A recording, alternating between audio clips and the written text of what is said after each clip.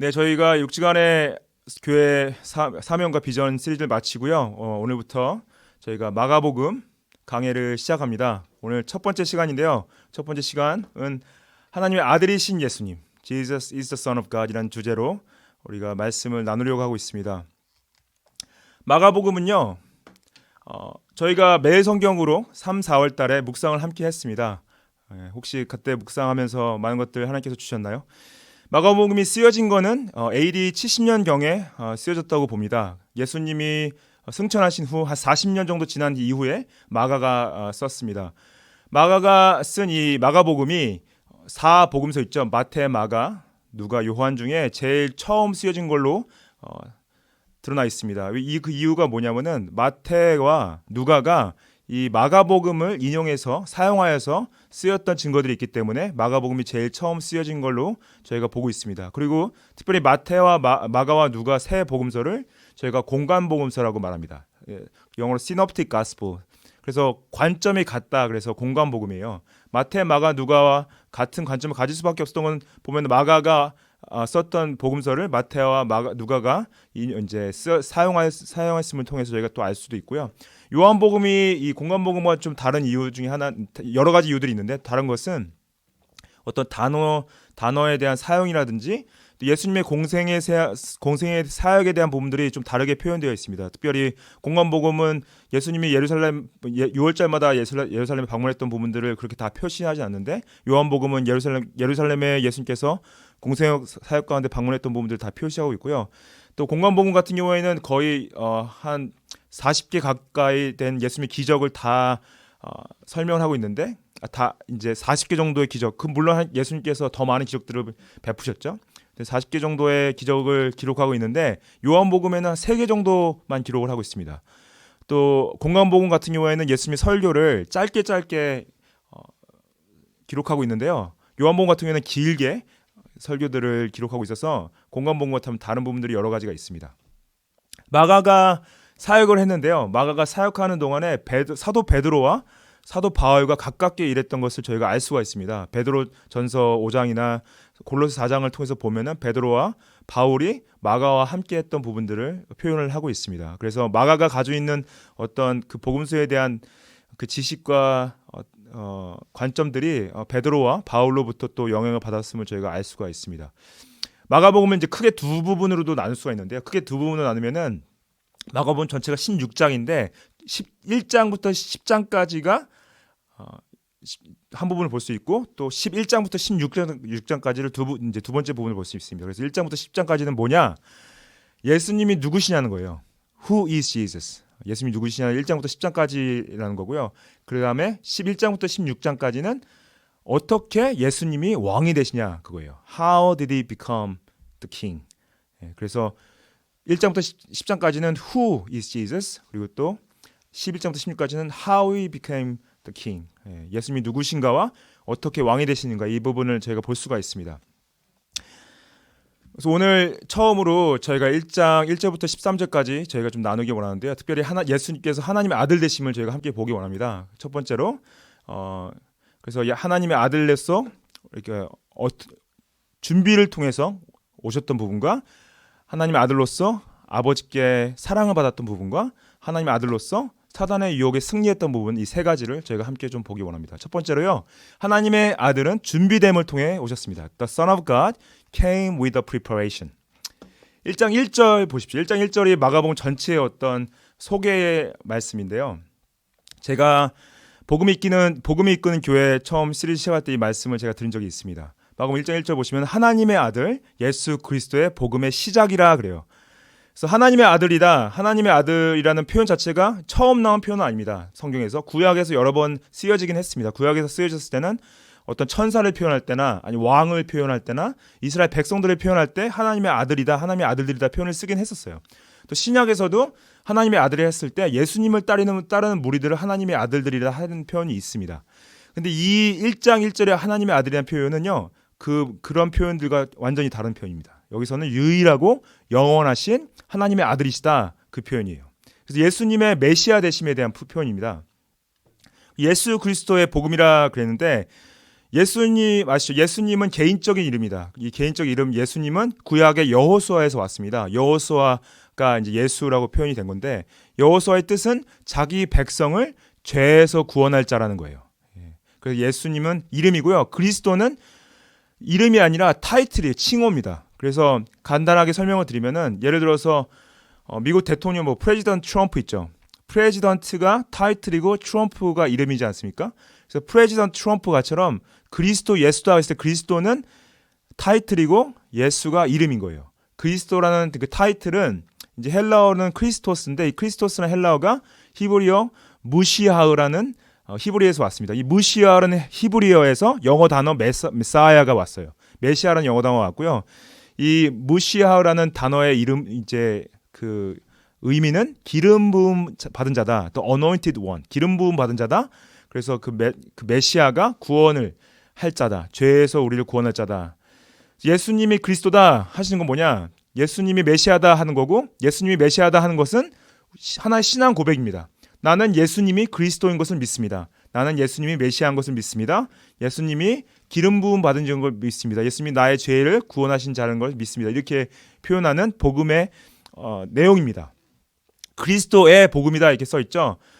제가 이제 설명드렸지만 전에도 이 복음, the gospel는 이제 헬라어로 유안겔리온 그러는데 유안겔리온은 좋은 소식이에요. 한국말로 기쁜 소식. 그래서 기쁜 소식은 기쁜 충고가 아닙니다. 기쁜 방법이 아니고 기쁜 마음이 아니라 기쁜 소식이다. good news예요. 예, good news. 이 good news는 여기서는 예수님의 복음이라 써 있는데 이게 예수님에 관한 아니면 예수님에 의한 예수님에라고 다 똑같은 표현입니다. 그래서 처음으로 예수님에 관했다. If it's about Jesus, 예수님에 관한 소식이다. 그럼 뭐냐면 예수님이 하신 일에 대한 소식을 말하는 거예요. 예수님이 뭘 하셨습니까? 예수님 죽으심, 예수님이 다시 사심, 예수님의 승천하심, 예수님의 기적을 베푸심, 죄를 용서하심. 그래서 예수님에 관한 소식이기도 하고요. 예수님에 의한 소식입니다. It's from Jesus. 이게 무슨 뜻이냐면은 예수님 말씀하신 것, 예수님 말씀하신 말씀의 내용이 좋은 소식이다, 기쁜 소식이다라는 거고요. 또 예수님에 대한 소식이다. 그래서 it's the gospel of Jesus Christ. 그랬을 때는 예수님에 대한 소식이라는 것은 예수님이 그 분이 기쁜 소식이다. 그리고 우리가 가지고 있는 기쁜 소식은 사람인 거예요. 인격인 거예요. 예수님의 존재인 거예요. 예수님의 존재 자체가 기쁜 소식이다. 그래서 예수님에 관한, 예수님에 의한, 예수님의 기쁜 소식입니다. 그래서 예수님이 하신 일이 우리 기쁜 소식이고 예수님이 말씀하신 것이 기쁜 소식이고 예수님의 존재가 기쁜 소식이다. 그래서 복음인 거죠. 그래서 복음의 시작이다. 근데 시작이라는 단어가 굉장히 중요한 의미를 가지고 있습니다. 예수 그리스도의 복음의 시작이라 할 때 이 시작이 이 영어로 the beginning 써 있죠. beginning인데 이 헬라어로 아르체라는 단어인데요. 이 아르체라는 단어 자체가 창세기 1장 1절의 시작 단어입니다. 같은 단어입니다. 여기서 헬라어로 창세기 1장 1절 어떻게 되죠? 태초에라고 시작하죠. 태초에 하나님이 하늘과 땅을 창조하셨는데 태초에라는 이 베르시트라는 단어 자체가 헬라어로 이제 아르체인데요. 이 태초에라는 단어가 요한복음 1장 1절에도 똑같이 사용되어 있습니다.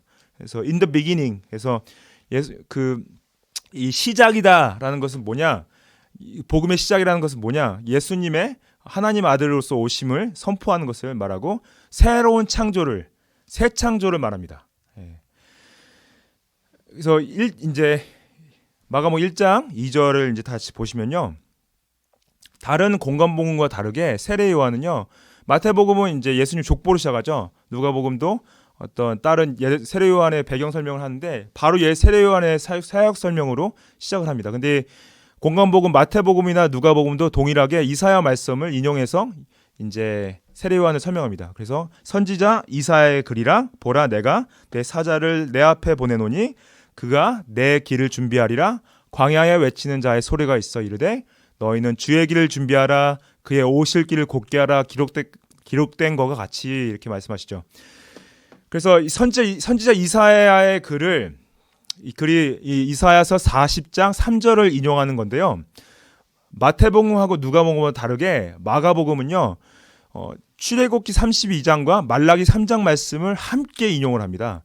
그래서 이 시작할 때 보라 내가 내 사자를 내 앞에 보내노니 그가 내 길을 준비한다. 이 말씀은 출애굽기 23장 20절 말씀과 말라기 3장 1절 말씀을 같이 묶어서 인용을 한 말씀입니다. 그래서 보라 내가 내 사자를 내 앞에 보낸다. 그때 여기서 사자가 동물 사자를 말하는 게 아니에요. 으르렁거리는 사자, 라이온을 말하는 것이 아니라 사자는 전달자, the messenger. 예. 그 메신저를 보낸다. 메신저를 보낸다는 이 말씀이 왜 누굽니까? 세례 요한에 관한 예언이죠. 3절에 보시면 3절이 이제 이사야죠. 40장 3절 말씀을 인용한 건데요. 광야에 외치는 자의 소리가 있어 이르되 너희는 주의 길을 준비하라 그러죠. 여기서 광야가 무엇을 의미하냐? 이때 이사야 때는 포로 시대의 처참한 상황과 암담한 상황을 은유적으로 표현하는 것이고요. 동시에 이 세례 요한이 올 이때 또 참담하고 로마의 압박 가운데서 있는 이스라엘의 어떤 참담하고 처참한 상황을 표현하고 광야가 가지고 있는 또 의미가 여러 가지가 있습니다. 하나님밖에 의지할 수 없는 그 곳을 말하는 건데 거기서 외치는 자의 소리가 있다. 외치는 the voice of one crying. 외친다라는 건 뭐냐면은 영적인 자유와 영적인 구원자가 온 메시아를 외치는 사람을 그 메시지를 표현한 겁니다. 그래서 그 메시지가 뭐냐? 너희는 주의 길을 준비하라. 그의 길을 곧게 하라. Prepare the way of the Lord. Make his path straight. 그래서 영적 장애물들을 제거하라. 왕의 대로를 만들라. 그렇게 말하죠.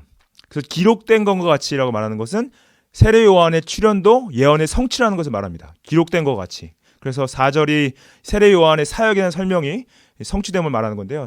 4절을 보시면은 세례 요한이 광야에 이르러 죄 사함을 받게 하는 회개의 세례를 전파했다 그래요.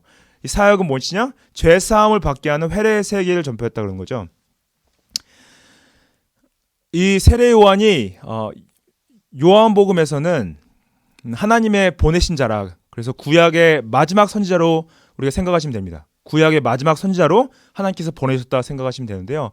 광야에 이르렀다는 것은 이제 유다의 이제 예루살렘 근처의 광야를 말하겠죠. 이 광야에서 특별히 이 광야는 아까도 말씀드렸지만은 그 암담하고 참담한 상황을 또 표현한 것 동시에 하나님께서 이스라엘과 언약을 맺었던 그 광야 그것도 우리가 상징을 합니다. 그래서 출애굽기 23장 20절을 아까 인용했을 때는 새 시대를 선포하는 주의 사자가 광야에 출현했음을 이제 또 의미를 가지고 있습니다. 죄 사함을 받게 하는 회개의 세례를 전폐한다 할 때 죄 사함을 받게 하는 것은 세례 요한이 주는 세례는요. 예수님이 주는 죄 사함과 좀 다릅니다. 완전한 죄 사함을 말하는 것이 아니라 상징적이고 의식적인 것을 표현합니다. 그래서 나중에 8절을 제가 가면 설명을 드릴 텐데 8절에 요한이 설명하듯이 본인이 주는 죄사함은 어떤 그 상징적이고 의식적이지 어떤 내면적인 것을 말하지 않다는 것을 저희가 알 수가 있게 되고요. 회개의 세례를 전파한다. 그래서 세례 요한한테 나오는 모든 사람들 중에 그들이 만약에 자신의 죄를 자백하고 하나님 앞에서 그 죄를 돌이키기 원했을 때 어떤 씻김을 주는 이 요한의 세례를 요한이 물로 세례를 줬는데 이것을 구약의 할례를 기초한 언약의 상징으로 보셔야 됩니다. 왜냐하면 구약의 마지막 선지자로 왔기 때문에. 이제 5절에 보면요. 이 세례 요한이 선포했던 이 죄를 사하는 세례, 이 세례를 백성들이 어떻게 반응했는지 볼 수가 있어요. 온 유대 지방과 예루살렘 사람이 다 나아가 자기 죄를 자복하고 요단강에서 그에게 세례를 받더라 그래요. 그래서 온 유대가 왔다는 것은 무엇이냐? 백성들의 전반적으로 이 세례 요한의 사역에 긍정적으로 반영했다는 것입니다. 긍정적으로. 그래서 세례 요한이 너무나 생명력 있는 설교와 소망과 희망을 또 회개를 선포하니까 백성들한테 이게 충격과 감동이 있었던 거죠. 와, 저 광야에 이 사람이 이 말씀을 선포하는데 와 영적인 능력이 보이는 거야. 그래서 우리 같이 가서 세례를 받자. 사람들이 모여들기 시작한 거죠. 근데 이 희망의 메시지는 뭐였습니까? 메시아가 도래한다. 메시아가 곧 올 것이다라는 희망과 이제 동요가 있었던 거죠. 그래서 이 자기 죄를 자복하고 요단강에서 그에게 세례를 받더라 그랬어요. 요단강은 요단강은 어디냐면요. 갈릴리 호수가 이제 약간 북쪽에 있고 사해가 남쪽에 있는데 갈릴리 호수와 사해를 연결하는 이제 강입니다. 거기서 요단강가에서 그에게 세례를 받았음을 이제 말합니다. 그래서 자기의 죄를 자복한 사람만 세례를 줬던 걸 저희가 볼 수가 있죠. 6절을 보면요. 6절에는 이 세례 요한이 사역을 설명한 이후에 세례 요한의 삶의 모습을 좀 설명합니다. 라이프스타일.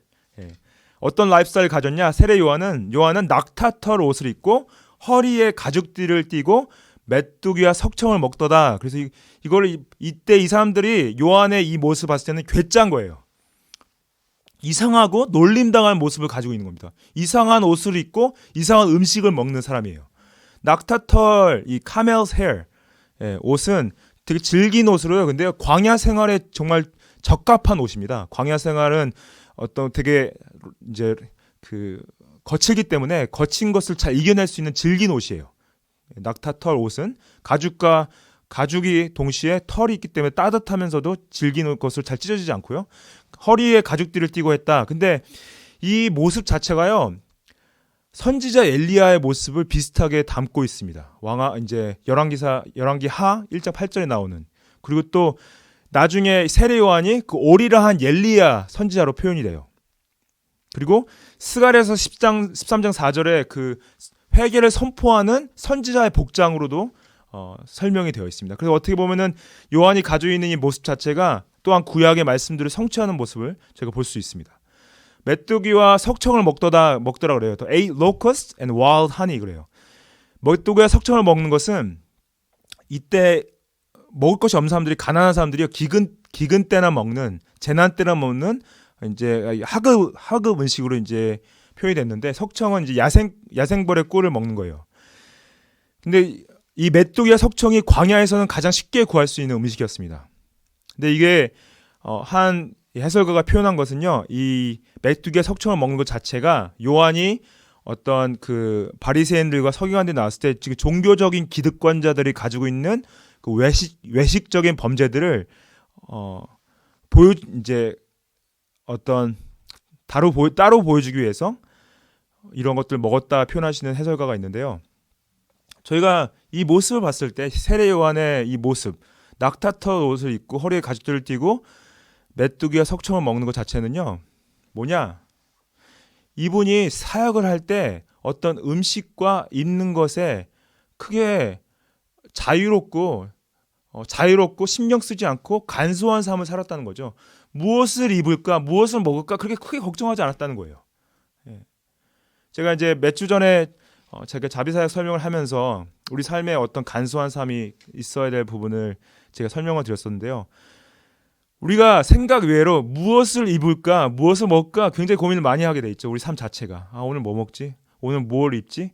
근데 이 요한의 삶을 보면은 어떤 예수님이 나중에 가르쳐서 바울과 베드로를 통해서 말씀하셨던 그 간소한 삶, 그것을 이미 이때 사역을 통해서 세례 요한이 보여줬던 거죠. 우리도 좀 자유로웠으면 좋겠어요. 무엇을 먹을지, 무엇을 입을지에 대해서 크게 걱정하지 않고 좀 그거에 대해서 뭐 좀 사람들이 비웃어도 사람들이 우습게 여겨도 뭐 나는 그냥 이렇게 입을 수도 있고 이렇게 먹을 수 있지. 그러한 자유함이 좀 있으면 좋겠습니다. 7절에 보면은 세례 요한의 주요한 설교의 주요 내용을 이제 다시 한번 설명을 해줘요. 그가 전파하여 이르되 나보다 능력 많으신 이가 내 뒤에 오시나니 나는 굽혀 그의 신발끈을 풀기도 감당하지 못하겠노라 그래요. 그래서 나보다 능력 많으시니 He who is mightier than I. 이 표현은 왜 중요하냐면요. 사람들이 세례 요한 나올 때 세례 요한이 세례 요한이 하나님께서 보내신 메시아인가? 우와, 엄청난 능력을 가진 선지자다. 그래서 이 사람들이 생각하는 자신을 혹시 메시아로 생각하는 것을 잘못된 생각을 잡아주기 위해서 이 표현을 썼고 또 특별히 또 유대인들에게 이 메시아에 대한 잘못된 관점을 가지고 있었습니다. 유대인들은 이 메시아가 정치적이고 세속적으로 강한 메시아가 올 것을 생각했어요. 유대인들은 어떤 강한 군대를 가진 강한 정치적인 능력을 가진 메시아가 올 것이라 생각했었는데 그것을 잘못된 생각을 잡아주기 위해서 또 이 표현을 썼습니다. 그래서 이 내 뒤에 오신다는 표현은요. 어떤 본인보다 못하다는 표현이 아니라 시간적인 개념이에요. 자신이 먼저 와서 이분의 길을 준비한다. After me he comes. 예, 그래서 나는 굽혀 그의 신발끈을 풀기도 감당하지 못하겠노라. 그러는 것은요, 이때 당시에 문화가 종이 그 주인의 신발을 벗기는 것이 문화였다고 합니다. 근데 자신을 예수님을 메시아를 주인으로 섬기는 사람으로 말하는데 가장 천한 종보다 못한 존재로 자신을 표현하는 거예요. 세례 요한이. 그래서 여기서 메시아와 자신의 관계를 분명하게 합니다. 8절에 보시면은 이제 그 오실 메시아와 자신의 근본적인 사역의 차이를 설명해 줘요. 나는 너희에게 물로 세례를 베풀었거니와 그는 너희에게 성령으로 세례를 베풀이라. 물로 세례를 베푸다는 건 뭐냐? 외적인 세례, 인간적인 세례, 어떤 초보적인 세례, 그리고 베풀었거니와 하는 과거적인 세례를 말해요. 근데 그는 너에게 성령으로 베푸시리라. 세례를 베푸시라는 것은 예수님이 주실 성령 세례는 내적인 세례, 신적인 세례, 본질적인 세례, 고차원적인 세례, 미래적인 세례, 또 성령님의 능력적인 세례를 말합니다. 그래서 본질적으로 외적이었던 자신의 물 세례는 외적이고 인간적이고 초보적이고 예배적이다. 예수님이 오실 세례는, 성령으로 베푸실 세례는 내적이고 신적이고 고차원적이고 본질적인 세례다. 이렇게 설명을 해주는 겁니다. 예수님께서 굳이 마가복음 시작할 때 이 세례 요한의 이야기부터 시작했냐? 예수님의 메시아 되시며 하나님의 말씀을 이루시는데 이 미리 예수님의 길을 준비할 자까지도 하나님께서 예언하신 것을 이루셨다는 거예요.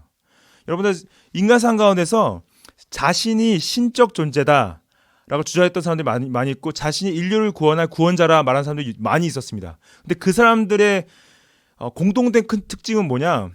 다른 사람들이 먼저 와서 이 사람이 하나님께서 보내신 메시아라고 예언하지 않았어요. 말해주지 않았어요. 그리고 또 그 옆에서 같이 말하면서 이분이 맞습니다. 하나님께서 보내신 메시아라고 맞습니다 하고 증거한 사람들이 없었다는 거죠. 근데 예수님이 오심은 먼저 하나님께서 사람을 보내셔서 그 사람 선지자들을 통해서 예수님이 오심을 확인시켜 줬다는 거죠. 그래서 하나님의 본인이 말씀하신 말씀을 성취하심을 드러내는 거예요. 세례 요한의 사역과 예수님의 오심에 대해서. 우리가 말하는 것은 다 이루어지지 않죠. 인간이라면 인간의 존재가 말하는 모든 것들은 다 이루어질 수 없습니다. 하나님의 말씀은요, 다 이루어져요. 이것을 하나님의 말씀의 절대 확신성, 무과실성이라고 합니다. 영어로 이제 infallibility 이렇게 말하는데, nothing is fallible. His word will not fall. 그래서 하나님의 말씀은 하나도 땅에 떨어질 수 없다. 말씀을 통해서 자신의 아들이신 예수님을 약속대로 보내셨어요. 그래서 세례 요한의 사역도 말씀의 성취에 대한 부분입니다. 우리의 소망이 어디 있습니까? 우리의 소망은 어디 있습니까? 하나님의 말씀에 절대적으로 이루어질 거라는 데 소망이 있죠. 이 세상에 주는 소망은 잠시 만족을 줄 수 있는 소망이지만은 영원하신 하나님의 말씀은 영원한 소망을 우리에게 줍니다. 이 락다운 기간이 빨리 끝나시기 소망하시죠? 곧 끝납니다. 곧 끝나고요. 어떻게 보면은 또 다른 삶의 어려움이 우리를 기다리고 있을 수 있어요. 그래서 우리는 이 소망을 이 세상 가운데 두지 않고 예수님의 말씀이 주시는 그 영원한 소망 가운데 있습니다. 그 소망을 품으세요. 그리고 세례 요한은요, 성육신하시는 예수님의 오심을 준비했습니다. 그래서 그리스도인들이 해야 될 건 무엇이냐? 다시 오실 예수님, 재림하실 예수님을 준비해야 됩니다. 세례 요한이 준비했던 것처럼 우리도 동일하게 준비해야 됩니다. 어떻게 준비할 수 있을까요? 예수님의 다시 오심은요, 회개와 믿음을 선포함으로 우리가 준비하는 것입니다. 예수님의 다시 오심은요, 이분이 구원자시다, 이분이 우리의 죄를 사하셨다라고 선포하시는 겁니다. 세례 요한이 한 사역과 똑같습니다. 물론 우리가 제사하는 세계를, 우리가 교회가 하는 건 뭐냐면요, 교회가 믿는 자가 나와서 회개를 자복하면 세례를 주지 않습니까? 그리고 우리 교회의 한 일원으로 받지 않습니까? 그게 예수님의 다시 오심에 대한 증거라는 거죠. 우리가 지금 코로나 바이러스나 락다운 기간 가운데서 뭐냐? 영적으로 나태해질 수 있어요. 예수님과의 관계가 멀어질 수 있습니다. 이 시기에 우리가 무엇을 해야 됩니까? 세례 요한의 광야에서 예수님을 선포했던 것처럼 우리도 선포해야 돼요. 여러분들, 광야는요 아무도 오지 않는 곳이에요. 세례 요한이요 그 아무도 오지 않는 광야에서 예수님의 오심을 준비했습니다. 회개를 선포하고 또 세례를 줬어요. 우리가 서 있는, 우리가 처한 이 상황이 광야와 같이 느껴질 수 있습니다. 근데 여러분들 비교해 보세요. 세례 요한이 처했던 그 광야의 상황과 우리가 처한 이 상황과 비교했을 때 누가 좀 더 나은 상황 가운데 있습니까? 어떻게 보면 우리가 더 나은 광야에 있지 않습니까? 우리도 세례 요한처럼 예수님의 오심을 이 광야 같은 이 시간 가운데 선포할 수 있다는 거죠. 하나님께서 역사하실 수 있다는 거죠. 하나님께서 정말 사람들을 하나님의 능력으로 부르실 수 있다는 거죠. 예, 우리가 그 가운데 쓰여지기를, 그래서 예수님의 길을 준비하고 하나님 복음 가운데 쓰여지기를 축복합니다. 두 번째 보기 원하는 건 하나님의 아들은 아버지께 사랑을 받으셨어요. 예. 9절에 보시면은 예수님이 이제 드디어 등장합니다. 그때 예수님께서 갈릴리 나사렛으로부터 와서 요단강에서 요한에게 세례를 받으셨다 그래요. 그때는 세례 요한의 세례 주는 활동의 절정기를 말합니다. 그리고 또 그때는 예수님의 공생애를 시작대를 선포하는 것입니다. 그래서 예수님께서 갈릴리 나사렛으로부터 왔다는 것은 뭐냐? 역사성을 얘기해요. 이분은 실제로 이 동네에서 오신 분이다. 근데 나사렛이요 완전히 무명촌락이에요. 누가 거기서 왔다 그러면 거기가 어디인데 한 번도 못 들어봤는데 그것도 완전 깡촌을 말합니다. 예. 레바논 남쪽 산악지대를 말하는데 예루살렘에서 한 120km 정도 떨어진 곳에 있었어요. 요단강에서 이제 요한에게 세례를 받았다. 이거는 굉장히 놀라운 역설적인 사건입니다. 왜냐하면 예수님은 죄 없으신 분이기 때문에 세례를 받으실 필요가 없어요. 죄 없으신 분이 죄 씻음을 받는 의식을 받는다. 이게 뭐냐? 죄 없으신 분이 죄 있는 사람과 자신을 동일시한다는 거죠. 아시다시피 마태복음의 이 같은 사건을 기록할 때요, 세례 요한이 예수님이 나오시는 거 보고 뭐라 합니까? 왜 저한테 세례를 주셔야지 왜 저한테 세례를 받으십니까? 그러죠. 그래서 예수님께 세례 주는 것을 1차 거부합니다. 근데 예수님이 그때 마태복음 3장에 뭐라 하시냐면, 이거 내가 너한테 세례를 받는 이유는 모든 의를 이루기 위해서야. 그래요. 그 구약의 모든 것들을 이루기 위해서, 말씀하신 모든 것들을 이루기 위해서 내가 받는 거야. 그래요. 그래서 예수님이 받는 세례는, 이때 받았던 세례는 죄 씻음의 의미보다 모든 의를 이루시는 목적을 가지고 세례를 받으신 거죠. 그래서 세례를 받으시고 10절에 보시면 물에서 올라오실 때 하늘이 갈라졌다고 그래요. 그래서 하나님이 이제 하늘이 갈라졌다는 표현 자체가 마태복음하고 누가복음에서는요, 그 헬라어가 다른 단어가 쓰여 있습니다. 아노이고라는 단어가 쓰여졌는데, 이거는 이 표현이 마가가 쓴 표현은 스키조라는 표현인데요. 아노이고는 열렸다는 걸 말하고 스키조는 갈라졌다는 걸 말합니다. 근데 갈라졌거나 열리거나 중요한 것은 실제로 물리적으로 갈라졌다는 표현보다는 하늘에서 어떤 밝은 빛을 쐈다든지 아니면 청운동이나 번갯불을 발생한 것을 표현하는 경우가 더 큽니다. 이것이 하늘이 갈라졌거나 하늘이 열린 것을 에스겔서에서 봤다는 것을 표현했고요. 사도행전 가면은 스데반이 또 하늘이 열렸다는 것을 말을 하죠. 이걸 무엇을 표현하냐? 하늘이 갈렸다는 것은 살아계신 하나님께서, 주권자이신 하나님께서 인간사에 직접 간섭하고 계신다는 걸 표현하는 거예요. 하나님께서 간섭하고 계신다. 함께 하신다. 그래서 성령이 비둘기같이 내려오심을 봤다고 그래요. 성령님이 내려오시면 나중에 사도행전의 오순절 사건과 다릅니다. 여기서 예수님이 세례를 받고 성령이 왔다는 것은 예수님의 구속사역의 권위를 증명하는 거예요. 그래서 메시아로서 기름 부으심을 받는 겁니다. 성령의 기름 부으심. 그래서 예수님의 세 가지 직분이 있어요. 제사장 직분, 또 선지자 직분, 그리고 또 왕의 직분이 세 가지의 직분에 능력을 더하시는 것을 표현합니다. 그리고 또 예수님의 순결하심과 그 비둘기로 표현됐다는 건 예수님의 순결하심과 거룩하심과 온유하심과 특히 비둘기가 평화를 선포하죠. 평화를 선포하는 걸 말을 해요. 그래서 하늘로부터 소리가 나기를 그래요. A voice came from heaven. 하나님의 이게 뭐냐면요. 세례 요한이 이분이 메시아야 그랬잖아요. 인데 뭐냐? 하늘에서 하나님 아버지가 이 사람이 내가 보낸 메시아야. 공적 인준을 주시는 거예요. 랍비들은요, 이제 하늘 소리가 났다는 것을 그냥 주로 울림이나 메아리 정도로 표현했었는데요. 여기서 말한 하늘의 소리는요, 누구나 분별할 수 있는 실제적인 음성. 그래서 말라기 이후부터 단절된 하나님의 계시가 처음 예수 그리스도의 공생의 시작으로 다시 선포되는 거죠. 그래서 그 내용이 뭐였습니까? 너는 내 사랑하는 아들이다. You are my beloved son. 그래서 아버지와 아들과의 근본적 관계가 사랑으로 표현되어져 있죠. 근데 중요한 것은요.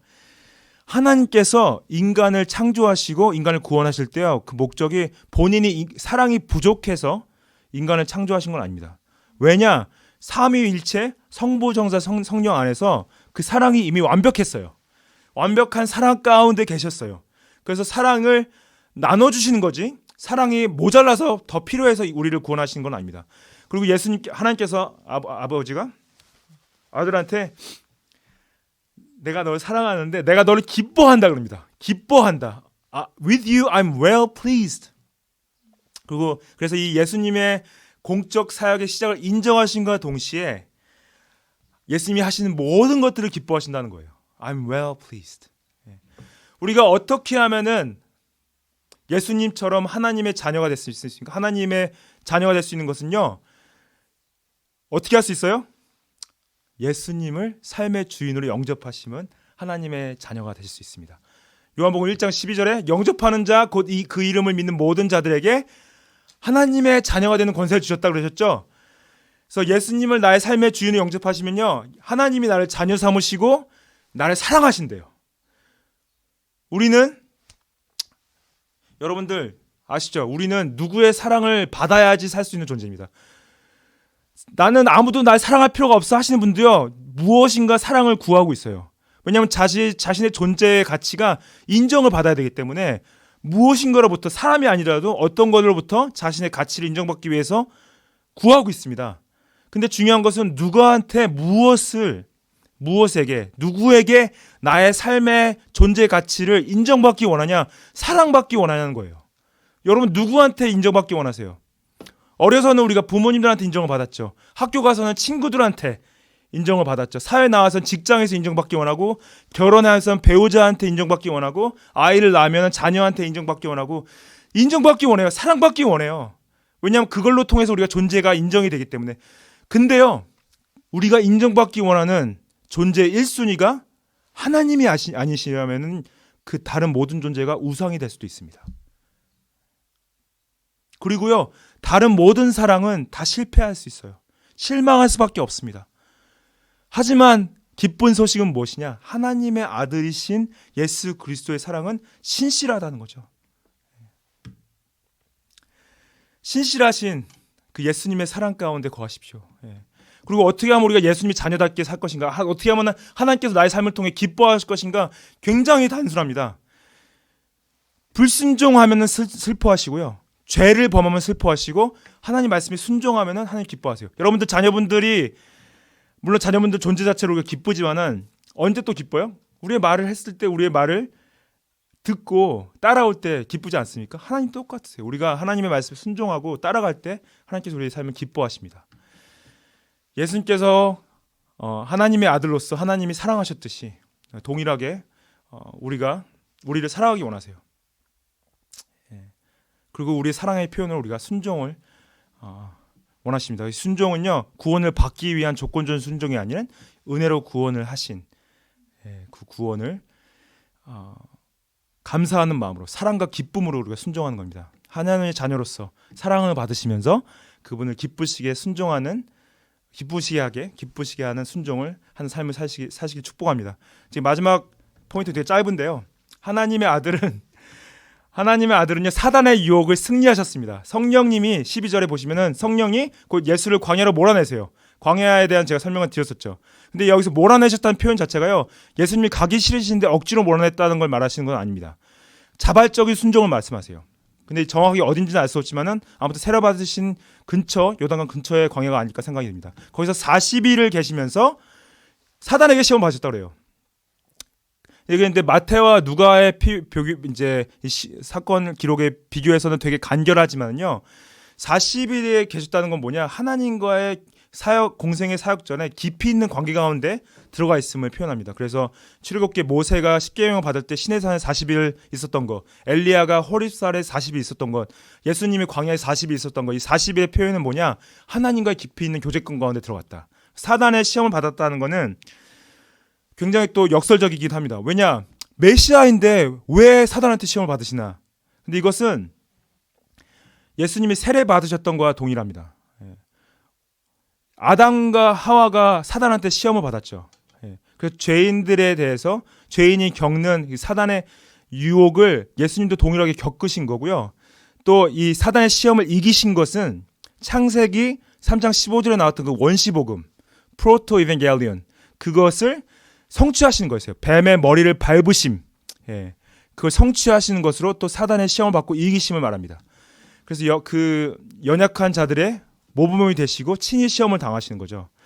예수님의 이 당하신 시험이요 메시아로서 당하실 필요가 없었습니다. 하지만 당하신 것은 그리스도인들이 이 세상에서 당할 시험을 예수님께서 경험하심으로써 공감하시는 것을 나타내십니다. 그래서 예수님은요 우리가 당하고 있는 유혹과 시험을 다 아시고 계세요. 그리고 우리가 어떤 시험을 당하고 있냐? 어떻게 보면 지금 우리가 상황적인 시험들 당하고 있죠. 코로나 바이러스 이 락다운 기간이 우리에게 시험이 될 수 있습니다. 또 우리가 어떤 관계적 시험들이 있어요. 우리한테 자녀 관계나 부부 관계나 인간 관계나 직장 동료들과의 관계에 있어서 관계적인 시험들이 있을 수 있습니다. 어려울 수 있죠. 개인적 시험들이 있어요. 개인적 시험들은 아무도 보지 않을 때 혼자서 짓는 모든 죄들. 개인적 시험이죠. 예수님이 우리 연약함을 아세요. 왜냐하면 예수님도 광야 가운데서 사단한테 시험을 받았거든요. 먹을 것이 없는 곳, 들짐승이 있는 곳, 위험과 어려움들이 있는 곳에서 예수님도 동일하게 시험 받으셨고 혼자서 지을 수 있는 죄들에 시험 받으셨는데 예수님이 승리하셨다는 거죠. 예수님이 동일하게 우리가 이 광야 가운데서 승리하기 원하세요. 승리하기 원하세요. 특별히 사단은요, 우리를 뭘로 시험하냐? 불신으로 시험합니다. 예수님이 너랑 무슨 상관이야? 하나님이 어디 계셔? 하나님은 없어. 하는 게 사단의 시험입니다. 예수님께 한 시험이 그거예요. 그러면서 히브리서에서 이렇게 3장 12절에 이렇게 말해요. 형제들아 너희는 삼가 혹 누가 너희 중에 믿지 아니하는 악한 마음을 품고 살아계신 하나님께 떨어질까 조심하라. Take care, brothers, lest there be any of you an evil, unbelieving heart, leading you to fall away from the living God. 저는 기도합니다. 성도님들이요, 하나님을 향한 믿음에서 벗어나지 않으시길 기도해요. 불신 가운데 들어가지 않길 기도해요. 하나님과 더 믿음 가운데 나아가기를 제가 기도합니다. 하나님께 나아가십시오. 의심하지 마세요. 하나님이 우리 연약함을 아시고 예수님을 통하여서 우리가 영적 싸움에 승리할 것들을 약속하십니다. 어떻게 승리할 수 있어요? 예수님은요 마태복음 가운데 승리를 말씀으로 하셨습니다. 사람이 떡으로만 사는 것이 아니라 하나님의 말씀으로 살 수 있다. 우리가 의지하는 그 떡, 빵 그게 아니라 하나님의 말씀으로 우리가 영적으로 승리할 수 있다. 또 우리는 기도로 승리할 수 있다. 그렇죠? 에베소서 말씀에 영적 싸움에 있어서 그 전신갑주를 설명하시면서 모든 기도와 간구로 하되 항상 성령 안에서 기도하고 이를 위하여 깨어 구하기를 항상 힘쓰라 그랬잖아요. Praying at all times in the spirit with all prayer, supplication to that end keep alert with all perseverance. 항상 구하고 항상 깨어 있고 항상 기도하기를 힘쓰라. 이거는 어떤 율법주의가 아니라 구원받기 위한 우리의 노력이 아니라 은혜로 받은 그 구원 가운데서 하나님 안에서 우리가 영적으로 승리하기 위해서 우리가 힘쓰는 것이에요. 말씀 가운데 거하기를 힘쓰고 기도하기를 힘쓰고 죄 가운데서 돌아서서 승리하는 영적인 승리가 예수님이 광야 가운데서 하신 그 승리라는 거죠. 여러분들 기도한다는 건 뭐예요? 우리가 예수님을 의지한다는 겁니다. 하나님의 아들이신 그를 의지하는 거예요. 왜냐? 예수님이 가장 강하세요. 예수님이 가장 세세요. 예수님이 가장 강하시기 때문에 우리가 그분을 의지할 때 이 광야에서 승리할 수 있습니다. 그래서 우리가 축복합니다. 주님을 의지하시면서 승리하십시오. 그 말씀 가운데, 기도 가운데 순종하시면서 이번 한 주도 승리하시는 삶이 되시기를 축복합니다. 하나님 아들은 준비됨으로 오셨습니다. 우리도 그분의 오심을 준비하도록 부르심을 받았습니다. 하나님의 아들은 하나님께 사랑받으셨습니다. 우리도 어제 사랑을 예수님을 통해 자녀됨으로써 사랑받고 기쁨이 될 수 있습니다. 또 하나님의 아들은 사단의 유혹에 승리하셨어요. 우리도 선한 싸움을 싸우면서 사단과의 전쟁 가운데 승리함을 사시기를 축복합니다.